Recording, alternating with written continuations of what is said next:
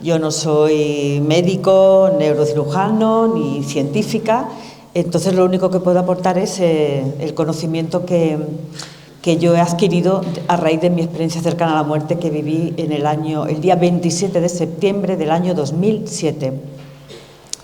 Entonces, mi historia enlaza muy bien. Yo soy un ejemplo de lo que el compañero Paco Quevedo ha estado comentando, porque yo soy ejemplo de una curación espontánea que los médicos a día de hoy no han conseguido explicar. Yo sí le he encontrado mi explicación. Puede que sea verdad, puede que sea mentira, puede que no esté en lo cierto, pero yo sí lo creo. Sí creo en todo lo que ha estado comentando el compañero Paco, porque lo he vivido en mis propias carnes.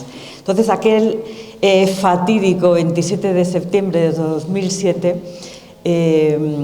lo pongo entre comillas porque a día de hoy digamos que lo peor que le puede pasar a una persona en la vida es eso: sufrir un infarto, sufrir una parada cardiorrespiratoria, morirse, estar 24 minutos muerto clínicamente, regresar con una enfermedad mortal que ya había sido diagnosticada con anterioridad. En fin, eso puede parecer un infierno, y realmente lo fue, pero solo es tocando el infierno, y solamente creo que es tocando fondo y que te ocurra un suceso así como podemos despertar y darnos cuenta de por qué y para qué estamos aquí, qué es lo que pasa.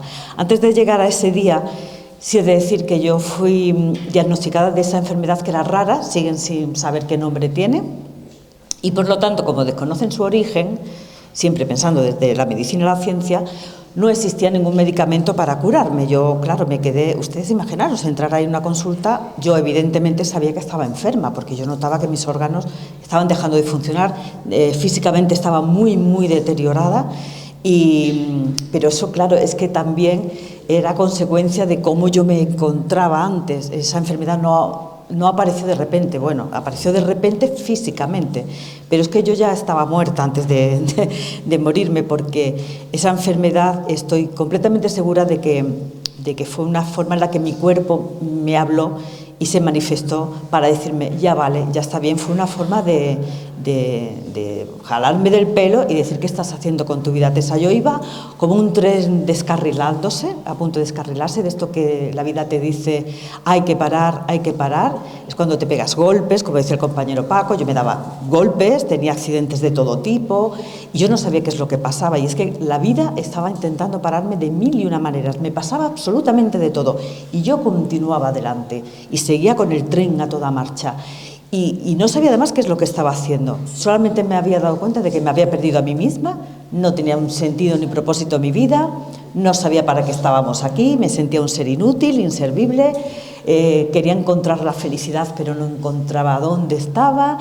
Y bueno, pues finalmente, como yo siempre digo, mi espíritu estaba totalmente enfermo, y fue cuando entonces ya el cuerpo dijo: hasta aquí hemos llegado. Nació esa enfermedad.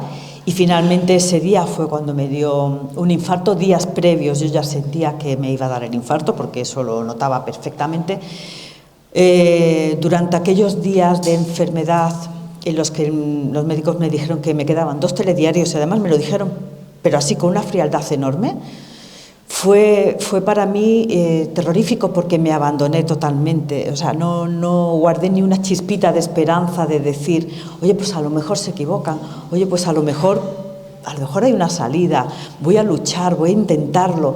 No, yo me derroté, me hundí, como se ha dicho en las conferencias, ¿no?, de la psicóloga esta tarde. Yo estaba en aquel agujero y seguía cavando y cavando y cavando y cavando, castigándome, sintiéndome culpable por todo. No sé, fue horrible. Fue una experiencia realmente traumática, pero bueno, hoy le doy gracias a la vida porque aprendí mucho de ella. Si yo no hubiera acabado tan fondo, tan hondo, tan hondo, tan hondo, no hubiera llegado la enfermedad y el infarto definitivo, que fue la gran llamada de atención, ese punto de inflexión en el que fue cuando cambió mi vida. Afortunadamente yo tuve la oportunidad de volver. No todos los casos de personas que sufren un paro cardíaco regresan de la vida, pero afortunadamente sí, a mí se me dio una segunda oportunidad. En aquel momento en que me dio el infarto, cuando fui a recoger a mis niñas al colegio, yo había dejado el coche delante de una clínica muy pequeñita de Asisa, que nada, había un pediatra, una administración, y una enfermera y un médico general. Ya está, no había más. Y una señora con sus 2 niños me dijo, como vio que me encontraba muy mal, me obligó a entrar en la clínica. Yo no quería que me ayudase porque yo lo que quería yo ya estaba abandonándome, o sea, yo lo que quería era rendirme y decir que llegue ya la muerte, porque es que me sentía tan mal. Y me sentía la persona más desgraciada del mundo, pensaba que el mundo era injusto, que era cruel, que era muy triste morir así. Entonces era todo tan terrible que quería que terminase cuanto antes, no había vuelta atrás. Esa señora me ayudó a entrar, entré a regañadientes, no tenía fuerzas apenas, y mis niñas se quedaron jugando con sus 2 hijos. Entonces entramos y fue ya cuando ya me derrumbé, cuando ya, bueno, todavía no, estaba al borde del infarto. Y la enfermera y los 2 médicos que había, era una clínica muy pequeñita, por lo tanto no tenían tecnología ni maquinaria para reanimar, ni nada de eso, ¿no? Entonces ellos empezaron a hacerme pruebas para ver, pinchándome aquí unas agujas que me han explicado esta tarde, Rosa, lo que era, ¿no? Para ver si estaba oxigenando, ¿no?, el punto de saturación. Y tampoco quería que me lo hicieran. Y la enfermera que me estaba atendiendo, que yo la veía súper guapa, bonita, lindísima. Fijaros lo que yo estaba pensando, que estaba al borde ya del infarto, me estaba muriendo. Yo decía, pero ¿por qué eres tú tan guapa? ¿Por qué tú eres tan guapa y yo no? Y entonces ya esa fue la última frase que yo dije, ¿por qué tú eres tan guapa y yo no? Eso fue mi última frase. Y entonces yo seguía escuchando sus voces. Bueno, ellos intentaban reanimarme, yo por supuesto no permití bajo ningún concepto que me dieran nada, con patadas y con manotazos. No quise que me inyectaran absolutamente nada porque lo que quería ya era que terminara la agonía emocional. Y llorando, yo recuerdo que estaba como loca, llorando como una energúmena. Pero bueno, y me sujetaban y yo pegándoles a ellos. Finalmente, cuando ya cierro los ojos y ya... Fue todo muy rápido, fue cuando me vi desde arriba. Yo, además, he de decir que estos casos yo nunca había escuchado ninguno entero, porque siempre que empezaba a escucharlos me parece que las personas que lo contaban eran que se lo inventaban. Yo no creía en nada de esto, no creía tampoco en Dios, no creía en cosas que no se pudieran demostrar, todo esto de sucesos paranormales, sobrenaturales, a mí todo eso me parecían fantasías animadas de ayer y hoy. Pero finalmente, cuando vi mi cuerpo que salía despegado muy rápido hacia arriba, entonces yo me vi abajo en la camilla, yo no sabía quién era esa mujer que estaba allí, rodeada por ellos, estaban intentando reanimarla, escuché perfectamente todas las conversaciones, todo lo que hacían, el médico que se le cayó el reloj, otro médico decía no puede ser, lo que decía la enfermera, yo lo veía todo perfectamente y al mismo tiempo estaba viendo también... me desplazaba por arriba y podía ver a mis hijas jugando con los niños de la otra mujer. Entonces yo lo primero que sentí fue eso, ¡guau! ¡Qué bien se está! ¡Qué alegría! Ya no me duele. Pero no me dolía, aparte de que los órganos tan deteriorados me dolían muchísimo, sobre todo ya no sentía el dolor emocional, ya no sentía esa pena del alma, esa tristeza tan espantosa que es que no se puede describir. Es que era de verdad, o sea, cuando alguien está deseando ya morirse, que termine, lo que se siente no se puede describir, no hay palabras. Y claro, ya de repente no sentía tristeza, no sentía dolor, no sentía pena, vacío. Estaba muy a gusto, estaba muy bien. Claro, yo sí veía a aquella mujer y yo decía, pero que la dejen ya en paz, pobrecilla, tranquila. Hasta que me di cuenta de que era yo. Y entonces bajé corriendo, y yo diciéndoles a ellos, como si fuera hasta la camilla, y yo diciéndoles a ellos, por favor, pero dejarla en paz, dejarla tranquila, dejadme ya, no la toquéis. Y entonces, nada, ellos seguían, claro, yo digo, ¿por qué no me ven si les estoy hablando? O sea, yo no tenía conciencia para nada de que, vale, ese cuerpo era ella, pero yo estaba aquí y ellos no me veían. Es decir, no tenía conciencia de estar muerta, sencillamente estaba confusa, no sabía qué es lo que estaba pasando realmente. Y automáticamente, no lo hice yo, sentí que me jalaban hacia arriba con mucha fuerza, volví a verme desde arriba. Y a partir de ese momento empezaron a pasar cosas. De repente me vi pasaron muchas, pero las que más recuerdo ahora es que me vi en la cocina con mi madre, que de repente estaba comiendo en la cocina donde ella siempre come, que es viuda. Mi padre murió cuando yo tenía 24 años y de repente dijo: Rafael, Rafael, ¿estás aquí? Mirando hacia mí, hacia donde yo estaba, al otro lado de la mesa. Y yo: pero mamá, ¿qué estás haciendo aquí? ¿Estás comiendo? Qué bien que he venido a verte. Porque vivimos a 3 horas de camino y normalmente, pues, yo dije: qué rápido he llegado a casa de mi madre, qué bien, que normalmente tardo más, fue lo que pensé. Y yo: mami, mami, que estoy aquí. Y ella: pero Rafael, Rafael, ¿qué haces aquí? Y claro, yo decía: no, mamá, no soy papá, soy yo. Y no lo entendía, pero me parecía como divertido. Yo no estaba preocupada, estaba sin preocupación ninguna. Yo estaba muy bien. Digo: bueno, pues no sé qué le pasará a mi madre. Y automáticamente me veo en el coche de mi hermana, que está conduciendo, y que ella igual sintió la presencia y dijo: papá, papá, y además dejó el coche en el arcén y todo. Papá, ¿estás aquí? Papá, ¿estás aquí? ¿Estás conmigo? Y yo: que no, hermana, que soy yo. Pero tú tampoco me ves, tú también igual que mamá. Digo: pero bueno, ¿qué te pasa, cariño? Que soy yo, soy tu hermana. Pero claro, siempre pensando como si fuera un cuerpo físico. No era consciente de que era muerta, de que estaba muerta, e incluso tardé bastante en darme cuenta. Entonces ya llega un momento en que en uno de estos momentos en los que me doy la vuelta, veo de repente una luz enorme, enorme, enorme, enorme, que era pues como una pared gigante. No era la forma del túnel, porque el túnel lo vi después, como una inmensa pared blanca, súper resplandeciente, maravillosa, y justo delante, como si estuviera sentada en una silla, pero no estaba sentada en una silla. Ahí me encuentro a un ser querido mío que había muerto, a una chica que había muerto hacía muchos años. Y de repente, ella sin moverse, y me pregunta: ¿qué haces aquí? ¿Qué haces aquí? ¿Pero qué haces aquí? Muy, muy preocupada y sobresaltada. Y yo: pues yo qué sé, qué alegría de verte, ¿no? Que me alegro mucho de verte. Sentí además una ilusión tan grande. Pero bueno, qué alegría de verte después de tanto tiempo. ¿Cómo estás? Y ella: ¿pero qué haces aquí? ¿Qué haces aquí? ¿Qué haces aquí? Insistía. Y estaba como descompuesta ya, o sea, como diciendo: que no, que te tienes que ir, ¿no? Y yo decía: hay que ver qué le molesta verme. No entendía el porqué. Sin embargo, de repente se me fue. Mi deseo era irme tras esa luz que estaba tras ella, porque lo que sí sentí y sabía y tenía la certeza es que en esa luz detrás me iba a encontrar con mi papá, con mis abuelos, con mis seres queridos. Sabía perfectamente que me estaban esperando allí. Entonces, yo me iba hacia allá, muy contenta, muy tranquilita, y ella me decía: no puedes pasar, no puedes pasar. Y yo dije: pero es que, ¿qué le pasa a esta mujer?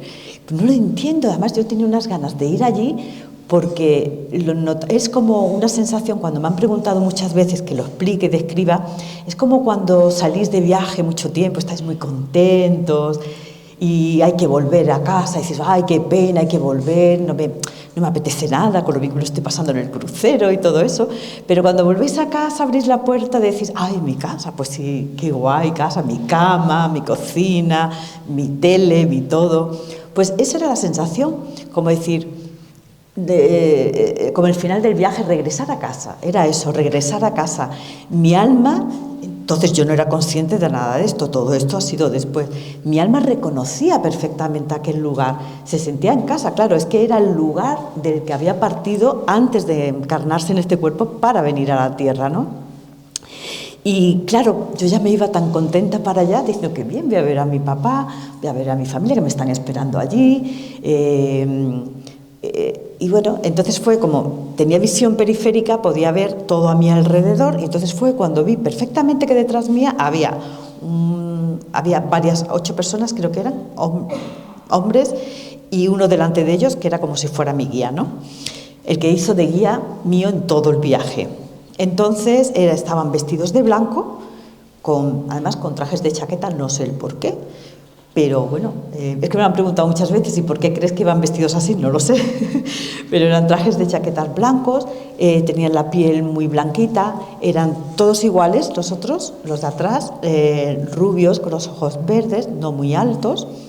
Y el que sí estaba haciendo de guía, que estaba delante de ellos, el que hizo de guía para mí y con el que yo contactaba, con los otros yo no hablaba, fue el que...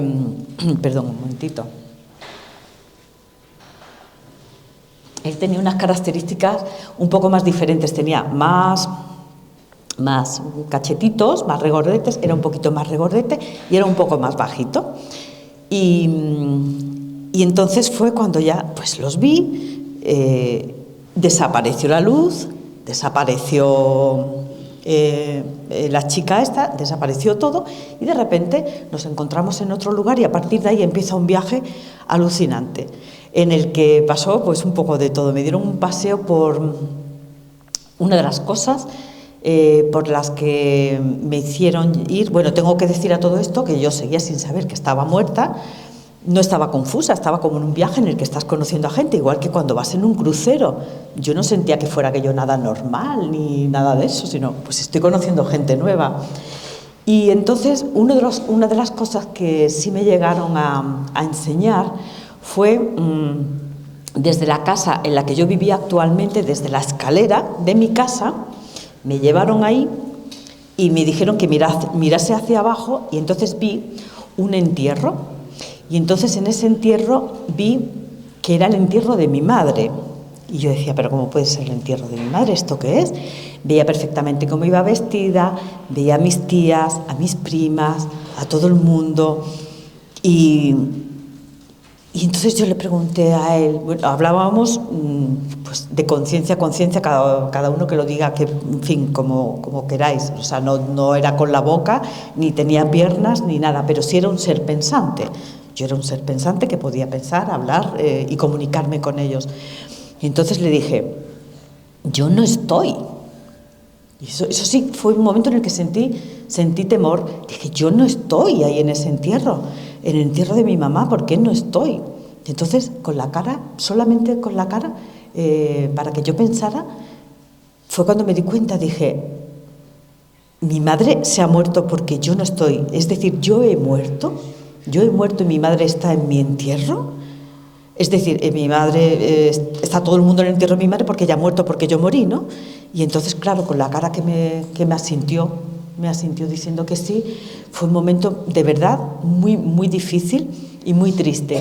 Sin embargo, me repuse muy rápido y pensé, bueno, pues yo seguía sin saber que estaba muerta. Yo pensaba, bueno, pero como la muerte no es nada, ya ves, yo que no creía ni en la muerte ni en nada, pero empezaba a tener ya un concepto pues del más allá, del otro lado. Decía, bueno, pues no pasa nada, mi madre está en su entierro, pero como nos vamos a volver a ver muy pronto, pues tampoco pasa nada.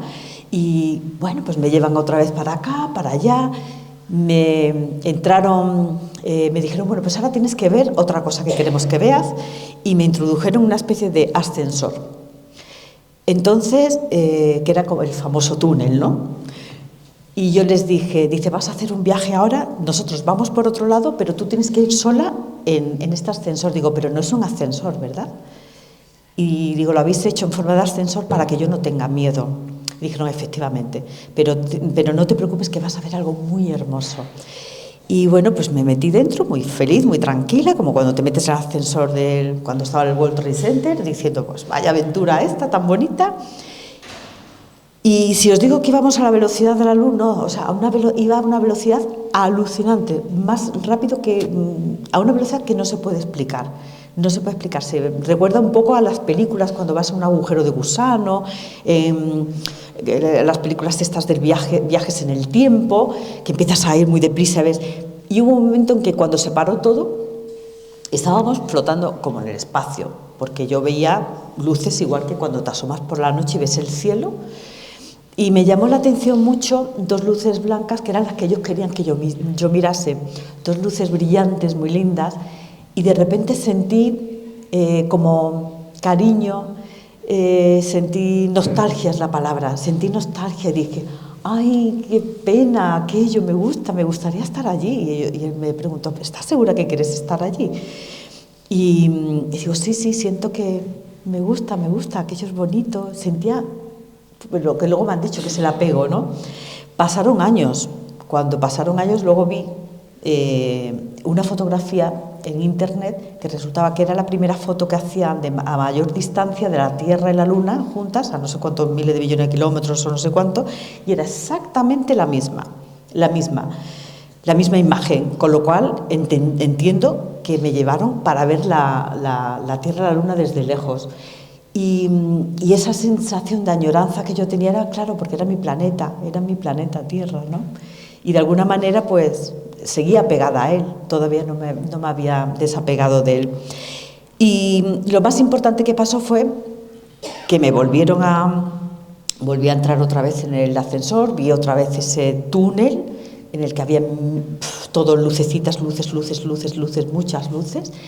Y entonces llegamos a un lugar que es un lugar muy parecido al norte, a un valle concretamente donde hay un lago, hay barrancos, árboles, flora, fauna, y yo podía escuchar hasta el último animalito, lo que decía, podía escuchar perfectamente a los animales, podía sentir, no escuchar a los árboles, pero sí podía sentir que estaban conectados con los animales, con la flora, con las flores, conmigo, con todo. Entonces ahí fue cuando sentí que realmente yo tenía telepatía con los animales, con el lago que había abajo, con el agua, con absolutamente todo. Podía sentir además lo que decían los animales, o sea, cómo hablaban entre ellos, cómo se comunicaban los árboles, también se comunicaban con los animales, cosa que luego la ciencia, cuando investigué, por lo visto también es cierto, se pasan información entre ellos para sobrevivir y ayudarse entre ellos. Y ahí sentí ya algo extraño, porque empecé ya a sentir como diciendo, claro, ya había descendido de nuevo a la tierra, y digo, a ver, antes yo no estaba aquí, esto es un lugar muy bonito, bosque, verde, un lugar húmedo, bonito, algo no me cuadra, aquí está pasando algo. Y entonces de repente sentí el llanto de alguien y vi el espíritu en el borde del barranco de una persona que estaba a punto de lanzarse al vacío porque iba a suicidarse. Entonces yo en ese momento, por instinto, totalmente fui corriendo, fui volando hacia él, le abracé fuertemente, hice así, le cogí para que no se lanzase al vacío y claro, ya fue cuando empecé yo a decir, aquí está pasando algo, y fue ya cuando ellos me dijeron, cuando me dijo mi guía, porque los otros no me hablaban, fue cuando me dijo, si quieres salvarlo, aún estás a tiempo, o sea, todavía puedes volver si tú quieres. Y digo, ¿volver? ¿Qué es esto de volver? ¿Qué significa volver? Entonces fue cuando tuve conciencia de que efectivamente estaba muerta. Fue ese instante preciso en el que me di cuenta. Me dieron la opción de volver, pero yo, claro, no sabía cómo. Entonces mi guía, al que llamo mi guía, me indicó el lugar, fuimos muy a prisa, me dio mucha prisa, ellos también me apremiaron bastante, entonces en ese momento entendí que me quedaba poco tiempo para poder entrar en mi cuerpo, o sea, supuse que mi cuerpo estaba ya bastante en mal estado, o sea, que si quería volver disponía de poco tiempo para ello. Entonces me pusieron una pequeña rampa para que yo bajase hacia la camilla en la que yo estaba. Aquí está la rampa, la camilla estaba allí y yo podía verla a ella. Estaba sin vida y estaban allí los médicos y demás y nada. Total, que fue muy difícil para mí tener que separarme de ellos porque es lo que siempre se habla en este tipo de experiencias, que como se experimenta no solo esa paz, sino ese amor que es inefable. O sea, yo ese amor he intentado sentirlo aquí en la tierra, de verdad que he intentado sentirlo en mi madre, en mi familia, en mis amigos, en mis hijas, pero es tan difícil de poder captar toda esa energía universal del amor de esa manera tan absolutamente... Es que es inefable. Entonces, cuando no hay palabras, no se puede describir, por mucho que yo lo intente. Y en ese momento de la despedida de estos seres, yo sentía que me despedía de hermanos. Cuando a mí me han preguntado si eran ángeles, maestros ascendidos, guías espirituales, no puedo decir quiénes eran porque no lo sé. Sí puedo decir que estaban hechos de lo mismo que yo y que nosotros. Yo sentía que teníamos el mismo código del alma, como si compartiéramos el ADN espiritual y como si compartiéramos incluso los cuerpos, es decir, que estábamos hechos de lo mismo. Eso sí lo sentía, como cuando tú ves a un ser humano, pues tú dices, este es un ser humano. No eran seres humanos, porque no lo eran. Sin embargo, sí estaban hechos de lo mismo que estábamos hechos nosotros. Entonces yo sentía ahí que eran hermanos, que éramos hermanos.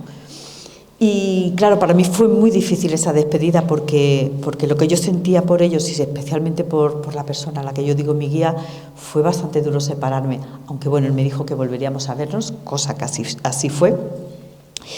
Y lo más difícil de todo fue volver a entrar en mi cuerpo.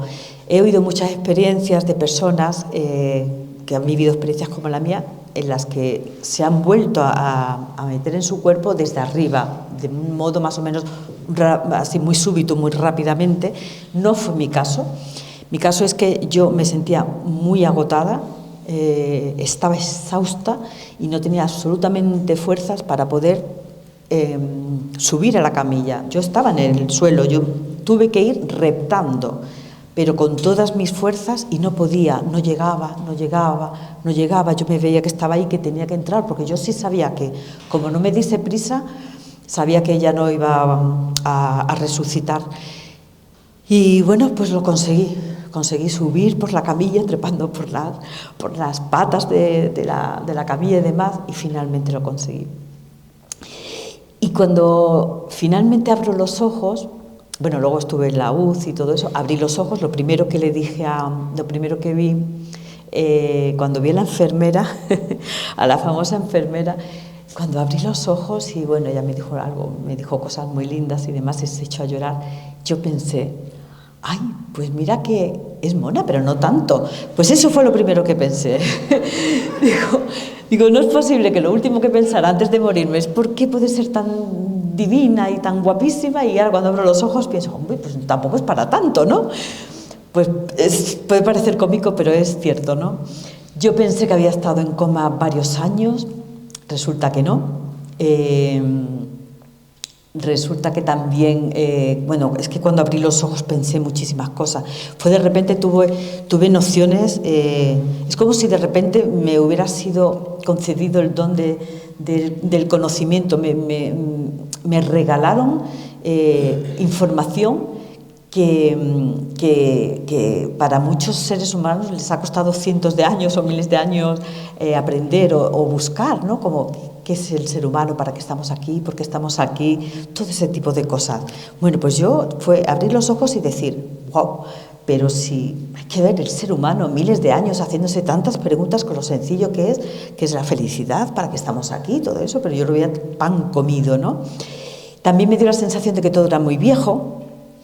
Yo realmente, el otro día estuve hablando con la doctora Luján Comas, que es experta en estos temas, y me decía que después de todas las cosas que a mí me habían pasado, como lo del futuro y todo eso, que realmente yo sí había hecho para ella fue un viaje al futuro, como vi el entierro de mi madre, como vi todo aquello de lo demás. Entonces ella piensa que yo hice un viaje al futuro. Lo normal en estos casos es, en la mayoría de los casos, es ver el pasado a cámara lenta, como les pasa a mucha gente, como el compañero Paco, ¿no? Que vio ahí pues como un panel de fotografías en las que había hechos de su vida. No, en mi caso fue eso, como un viaje al futuro. Sin embargo, pues eso, la sensación de que todo era viejo, de que yo veía allí los aparatos, veía la ropa de la gente. Yo veía allí incluso la enfermera famosa, digo, pero si para qué tiene 10 años o 20 años más, no sé, digo, ¿aquí qué ha pasado? Es algo que me sigue pasando. Yo sigo peleándome con la tecnología porque me sigue pareciendo todo muy antiguo. Cada vez que sale un móvil nuevo, cada vez que actualizan un programa de ordenadores, me sigue ocurriendo, no sé el por qué, pero sería interesante averiguarlo. Fueron muchísimas cosas en nada, esa primera media hora en la que resucité, decir, pero si Dios existe. Y todo el mundo aquí preguntándose, ¿pero existe o no existe? ¿Existe o no existe? Y digo, pues está clarísimo que existe. Dios, inteligencia infinita, poder superior, cada uno que le llame como quiera. Pero yo notaba perfectamente cómo estaba dentro de mí y notaba perfectamente que estaba también dentro de las otras personas que estaban en coma, a las que yo no veía con las cortinas, que estaban los médicos, estaba en todas partes, era alucinante. Y también me di cuenta que yo tengo espíritu, digo, ahí va, porque yo siempre había pensado que todos éramos energía y que, bueno, pues cuando nos moríamos nos convertíamos en energía y que se queda vagando por el universo eternamente. Ese era mi pensamiento tan simple. Y dije, pero si tengo espíritu, yo qué sé, me di cuenta de montones de cosas. Tengo aquí algunas apuntadas, no sé si lo habré dicho. Sí, sobre todo eso, que todos somos uno y que todo es uno. Y empecé a tener una conciencia de mi cuerpo totalmente distinta. Cada vez que los médicos me tocaban o me rozaban, por primera vez tuve un concepto de mi cuerpo precioso, de decir, es el templo de mi alma, esto tengo yo que cuidarlo. Pero claro, ¿qué pasa? Que los médicos me dijeron, Tessa, has resucitado, cariño, pero la enfermedad la sigues teniendo. Pero ya no me rebelé, ya estaba tranquila, ya estaba pensando, bueno, pues si la vida me ha dado la oportunidad de tener unos días más de vida, esta vez no me voy a rendir como un insecto ni me voy a sentir una persona horrible, voy a disfrutarlo, sea como sea. Si tengo que sufrir, sufriré, si me tienen que dar paliativos, que me los den, hablaré con mi familia, les contaré, lloraré, pediré, si necesito ayuda la pediré, voy a ser un ser humano. Voy a por fin permitirme sentir, no como antes de morir, que yo quería anestesiarme. Yo eso es lo que quería, anestesiarme para no sufrir. Y bueno, pues lo que pasó es que me fui a mi casa, ya cuando me dieron el alta, pensando en que estaba enferma, evidentemente, que me iba a morir, que eso ya no tenía remedio.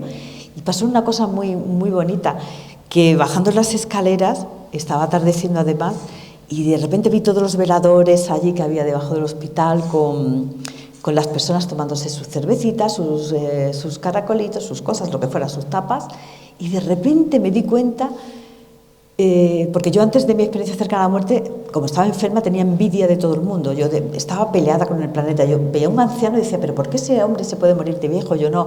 Veía a un bebé y yo decía, pero ese bebé, yo no podía ver a la gente feliz. Cuando veía un matrimonio feliz, yo decía, ¿por qué ellos están sanos y yo no?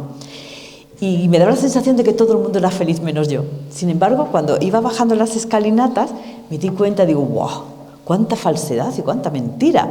Pero si la mayoría de ellos están ahí, ni se aguantan, ni se quieren, ni se aman. Es que podía percibir perfectamente, pero como de verdad, era una cosa alucinante. Todo lo que era verdad y lo que era mentira en las relaciones. Luego, además, cuando entramos en el coche, que me recogió un familiar, son una canción de Diego Torres, que era Tratar de estar mejor, y es una letra preciosa, y yo me lo tomé como una señal divina. De decir, es que efectivamente, si tratar de estar mejor, si podéis escucharla. Y es cuando me di cuenta de que tenemos seres queridos que nos esperan, que tenemos que tratar de estar mejor siempre, no hundirnos, en fin, todo lo que tuve que aprender, intentar ser felices y todo eso.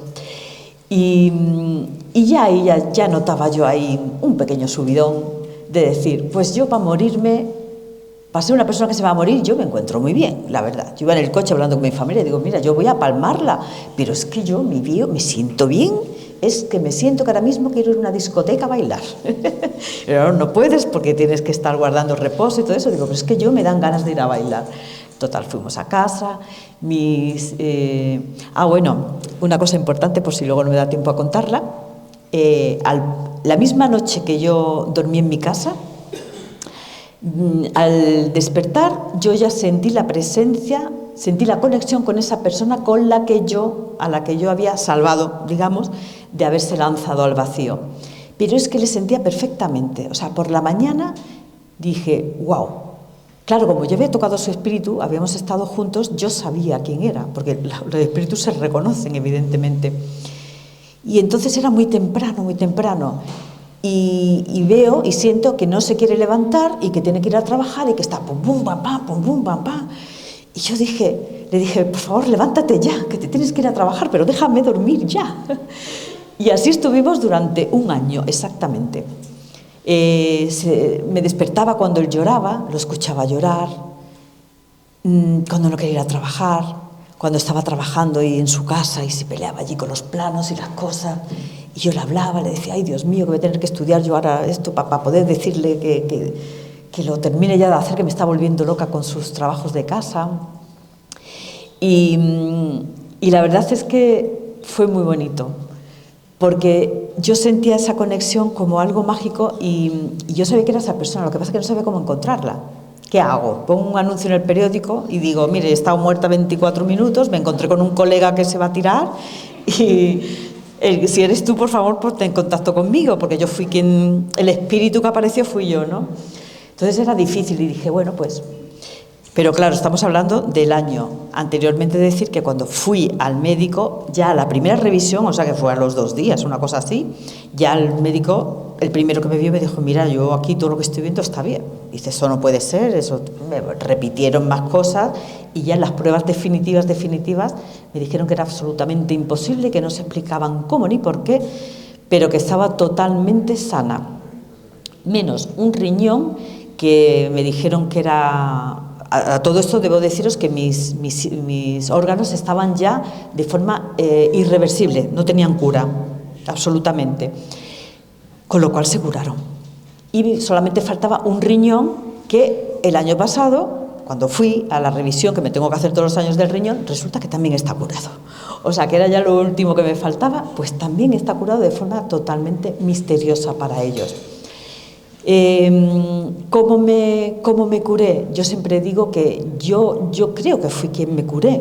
Yo creo que mi deseo de vivir, me puse manos a la obra en ser feliz, me puse manos a la obra en tener paz, buscar el equilibrio, en amar, en todo. En el poco tiempo que me quedaba de vida quería ajustar bien las cuentas de todo, hablar con...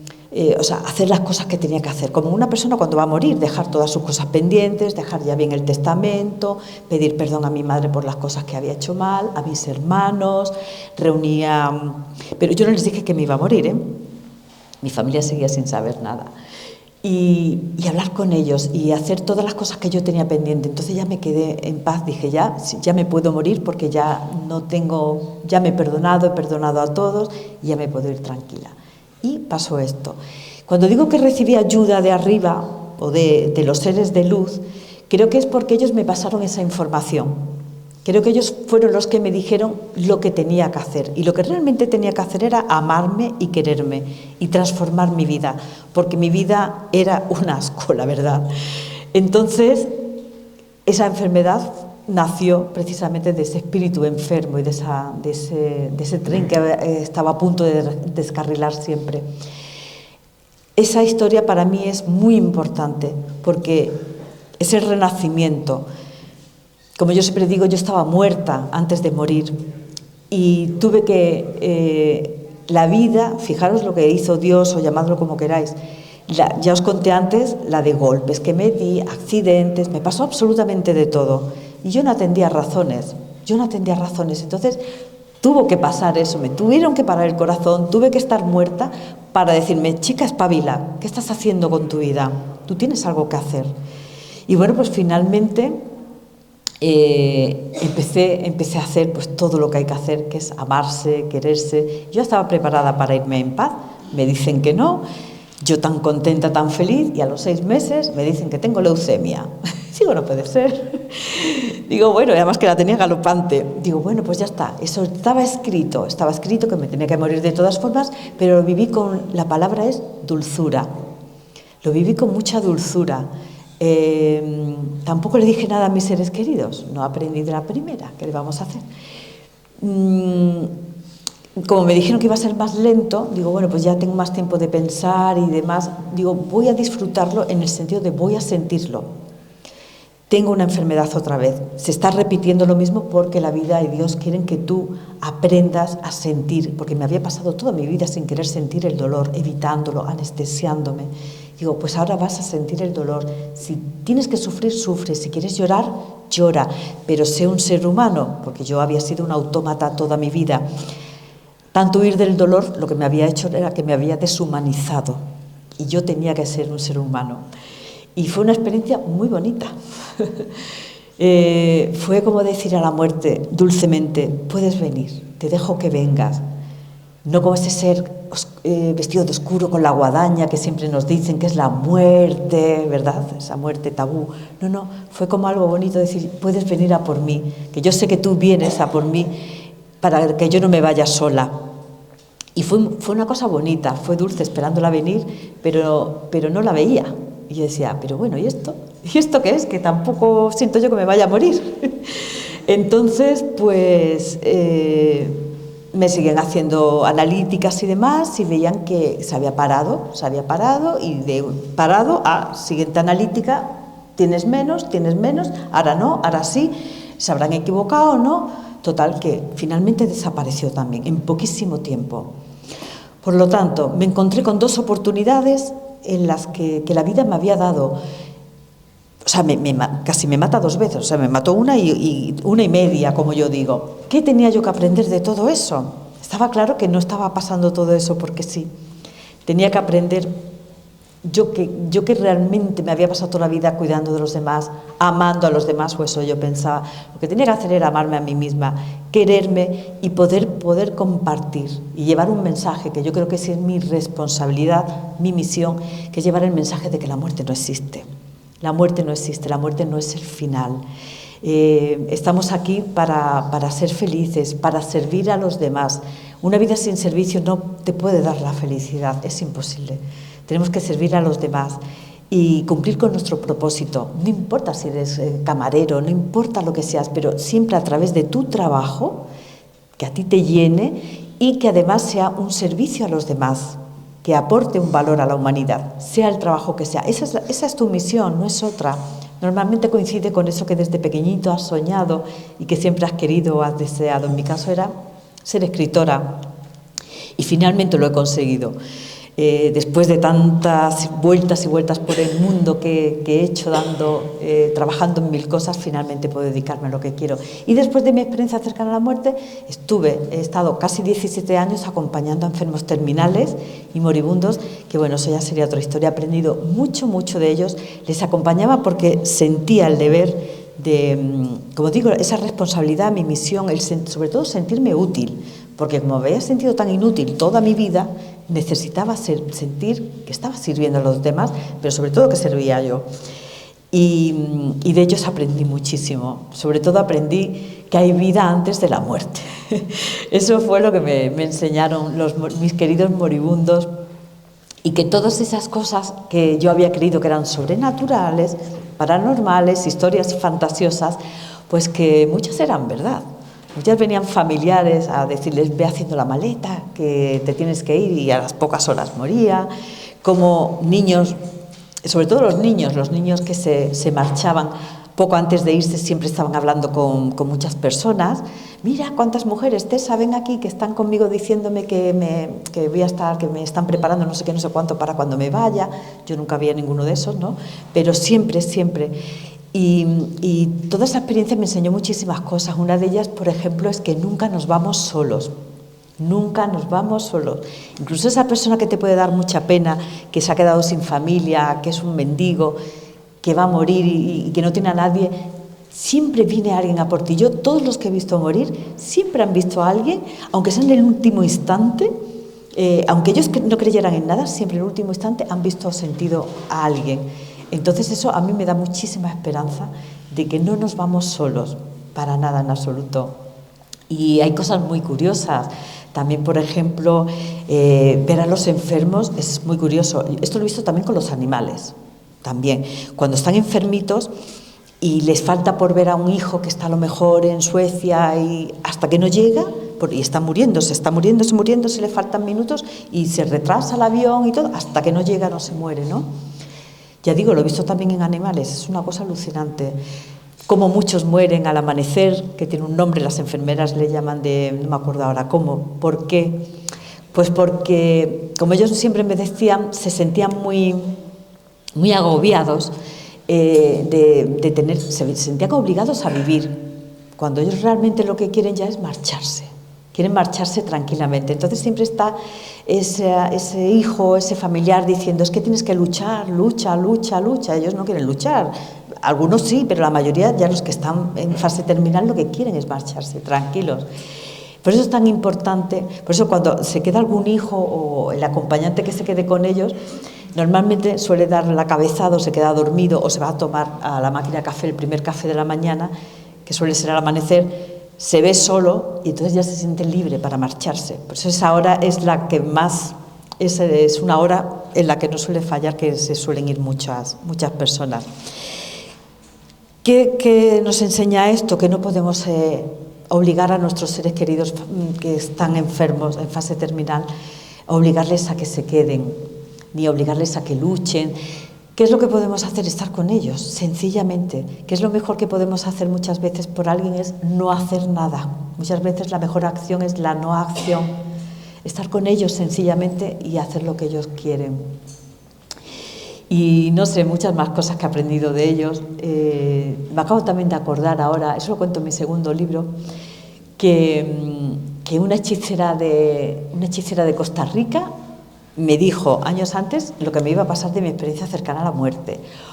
Una santera de Cuba también, cuando estaba allí con mi ONG en Guanabacoa pintando, también me lo dijo. Y me dijo, todos me decían además que iban a ser unos minutos, lo que pasa que hablaban en un lenguaje muy como cifrado, ¿no? Todo muy críptico, y me costaba descifrarlo.